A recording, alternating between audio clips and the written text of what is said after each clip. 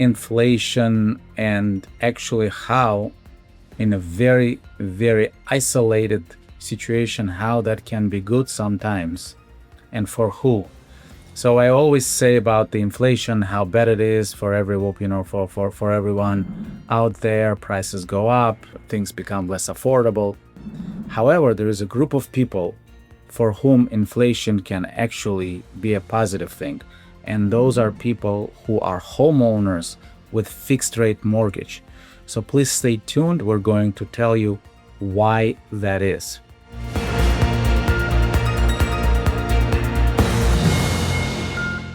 Let's again quickly start with the definition. What is inflation? It's too many people chase too few goods and prices for everything go up. And the most important definition of inflation is the decline in purchasing power of money. For example, $2,000 10 years ago could buy a lot more than it can buy today. Okay, and 10 years from today, the 2,000, if for someone it seems to be a big sum, in 10 years, 12 years from now, they will have a feeling of a lot less money in your pocket. So now, and how does that connect with the mortgage? That's what we're going to talk about. The fixed rate mortgage is something that doesn't change over time. You see, your salaries may go up, prices for homes may go up, but the mortgage, if your fixed rate mortgage is $2,500 a month, it stays $2,500 a month. And later in this video, I'm going to explain how that can help you become wealthy and become, more independent financially. Please remember, before we go to the next section, inflation reduces the value of your savings, but it's not necessarily reducing the value of your assets. So that's going to be the key moving forward in this video. We talked about how that's going to preserve your, your wealth. Remember in my example, the mortgage payment is $2,500 a month. The payment stays the same. However, your salaries go up, everything or everyday goods, they become more expensive. Even value of your home goes up. However, your mortgage stays the same. If you analyze it, what I just said. So let's say, suppose you bought a home with a salary of $6,000 a month and your payment on a mortgage is $2,000. 5-6 years later, your salary is $8,000 a month because of inflation and because of promotions, whatever the case may be, but the payment is still $2,000. Do you see how now you're much ahead of the inflation because you got the fixed rate mortgage? And by the way, the fixed rate mortgage is the product that is only available in the United States. Many countries have a mortgage idea, but all of them have what's called adjustable rate mortgage. It's only for a few years and then it changes and gets adjusted to the market rate. The famous saying goes, inflation erodes debt, and that's what it is. You see, if you, for example, your credit card debt today is $2,000, and it feels like a lot, like in the beginning of this video, I said 5 years from now that $2,000 debt may not seem that high. My next section on this one is the leverage advantage. What does it mean? So in simple terms, what is leverage when it comes to buying a home? So suppose you buy a home for $500,000, okay? And you put $100,000 as a down payment. So you get a $400,000 mortgage.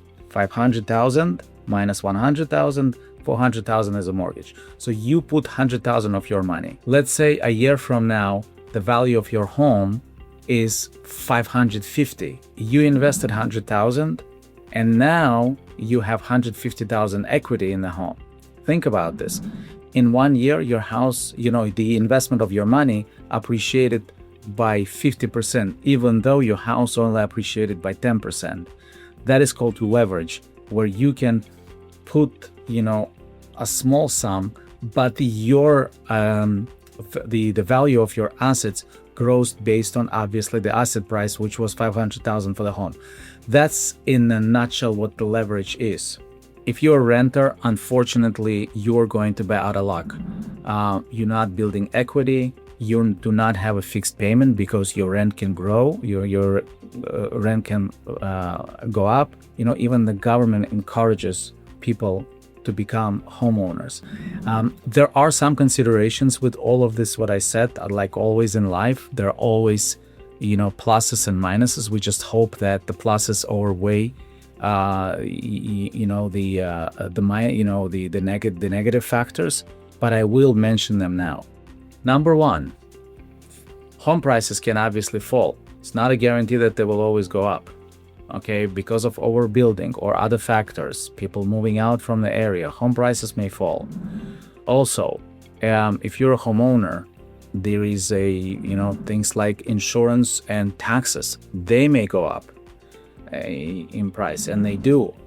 So there are definitely caveats that come with home ownership. But in general, as I said, pluses outweigh the minuses. So let's just say your taxes went up by 1%, but the value of your home went up 3%.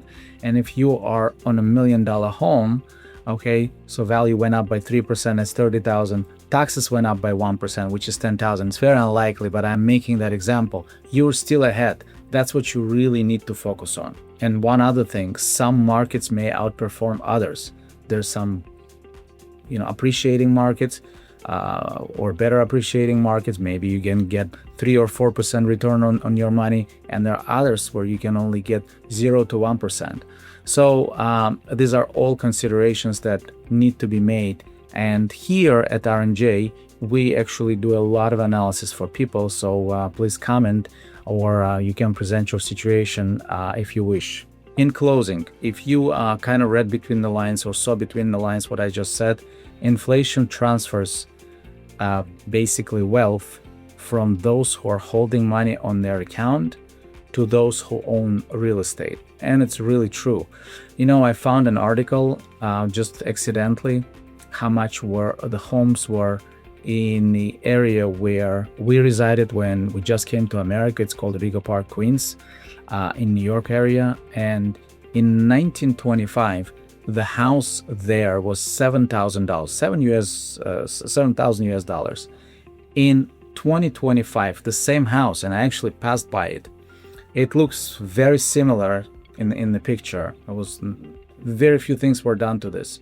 Now that house is selling for over $1 million, about 1.2 million. Just think about this: 7,100 years ago, $1.2 million, and the house is old. In 1925, it was new. Now it's 100 years older, and it's worth so much because obviously the land appreciated. It's it's an expensive kind of, an urban area, and more importantly, the inflation. If the cost of brick back then was 1 cent per brick, now it could be $2. And obviously, I'm just making up these numbers, but this is all the components of the growth. I was very excited about this topic. I hope you liked it as well. Please like this video, and we'll be back with you soon.